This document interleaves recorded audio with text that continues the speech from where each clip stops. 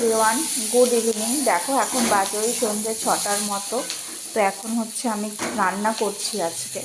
আসলে ব্যাপারটা কী হয়েছে জানো তো, আজকে হচ্ছে মানে সকালবেলা মা সয়াবিন সিদ্ধ করেছে, সয়াবিন রান্না করবে, সব গোছগাছ করে নিয়েছে। কিন্তু ব্যাপারটা হয়েছে যে মানে বাড়িতে তারপর মাছ এসছে, তাই জন্য মা মাছটা রান্না করেছে এবং সয়াবিনটা সিদ্ধ করা রয়েছে।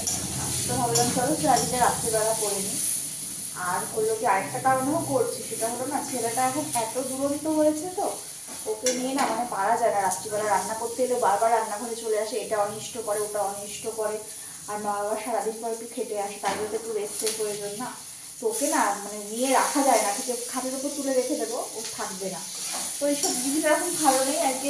চলো সন্ধ্যেবেলা এখন ও ঘুমোচ্ছে, তো এই সাথে রান্নাটা করেই ফেলি। তাও কতবার যে উঠে পড়ছে, কতবার আমাকে যেতে হচ্ছে আর বলো না। তো এই তো চলো রান্না করে নিই ঝটপট করে, কারণ এই যে আলু আর পেঁয়াজ ক্যাপসিকাম ভাজি, এখানে সয়াবিনটা সিদ্ধ করাই আর মশলাটা করে নিয়েছি। চলো করে নিই ঝটপট। বাই।